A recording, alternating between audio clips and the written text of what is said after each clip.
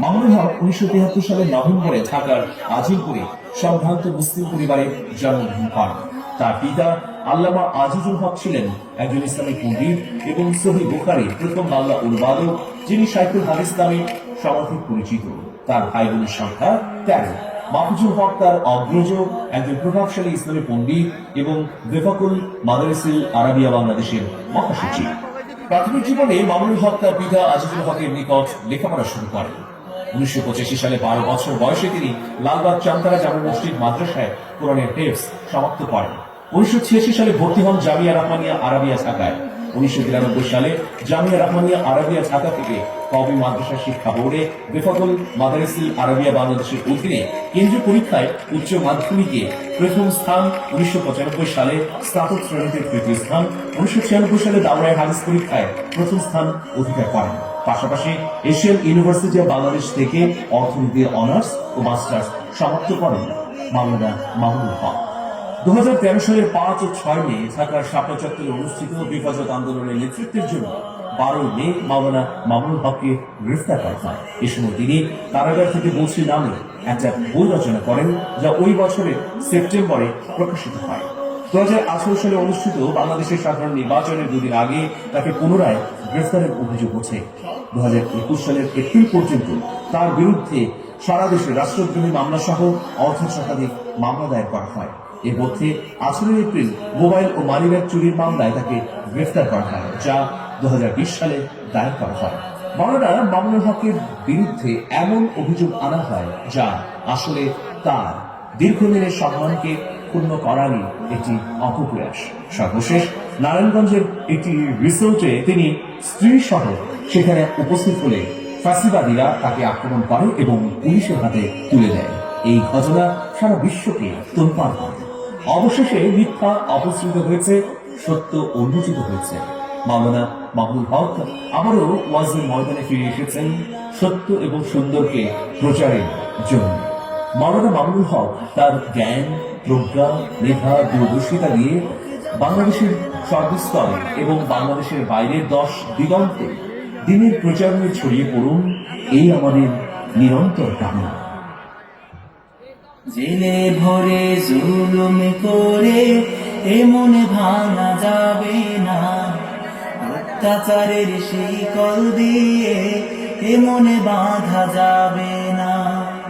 জেলে ভরে জুলুম করে এ মনে ভাঙা যাবে না, অত্যাচারের শিকল দিয়ে এ মনে বাঁধা যাবে না।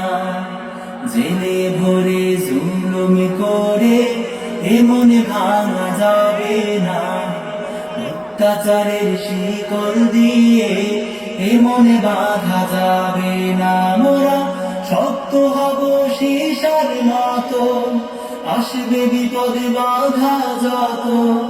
শক্ত হব সীসার মতো, আসবে বিপদে বাধা যত। লক্ষ প্রাণের খুন ছড়াবো, ধিক পরাজয় মানব না, ধিক পরাজয় মানব না, ধিক পরাজয় মানব না, ধিক পরাজয় মানব না, ধিক পরাজয় মানব না। হতাশ কেন বন্ধু তুমি, বরং শপথ নাও, আনতে সুদিন কণ্ঠে তোমার বিপ্লবী গান গাও। হতাশ কেন বন্ধু তুমি, বরং শপথ নাও, আনতে সুদিন কণ্ঠে তোমার বিপ্লবী গান গাও। শহীদের আজ তাকিয়ে আছে, পিছপা হওয়া যাবে না, অত্যাচারের শিকল দিয়ে এ মনে বাঁধা যাবে না। মোরা শক্ত হব সীসার মতো, আসবে বিপদে বাধা যত। শক্ত হব সীসার মতো, আসবে বিপদে বাধা যত। লক্ষ প্রাণের খুন ঝরাবো, ধিক পরাজয় মানব না, ধিক পরাজয় মানব না, ধিক পরাজয় মানব না, ধিক পরাজয় মানব না, ধিক পরাজয় মানব না। শহীদানের এই কাফেলা চলবে অবিরাম, আসুক যত বিপদে বাধা, হোক যত বদনাম।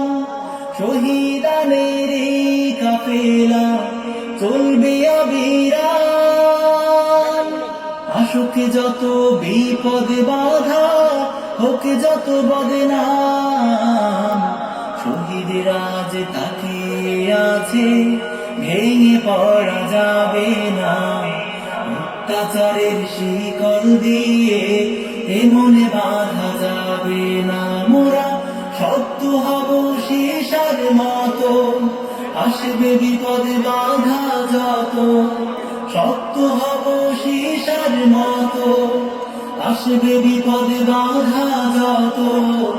লক্ষ প্রাণের খুন ঝরাবো, ধিক পরাজয় মানব না, ধিক পরাজয় মানব না, ধিক পরাজয় মানব না, ধিক পরাজয় মানব না, ধিক পরাজয় মানব না। জেনে ঘুরে জুলুম করে এ মনে ভাঙা যাবে না, অত্যাচারের শিকল দিয়ে এ মনে বাঁধা যাবে না। জেলে ভরে জুলুম করে এ মনে ভাঙা যাবে না, অত্যাচারের শিকল দিয়ে এ মনে বাঁধা যাবে না। মোরা সত্য হব সীসার মতো, আসবে বিপদে বাধা যত। সত্য হব সীসার মতো, আসবে বিপদে বাধা যত। লক্ষ প্রাণের খুন ঝরাবো, ধিক পরাজয় মানব না, ধিক পরাজয় মানব না, ধিক পরাজয় মানব না, ধিক পরাজয় মানব না, ধিক পরাজয় মানব না।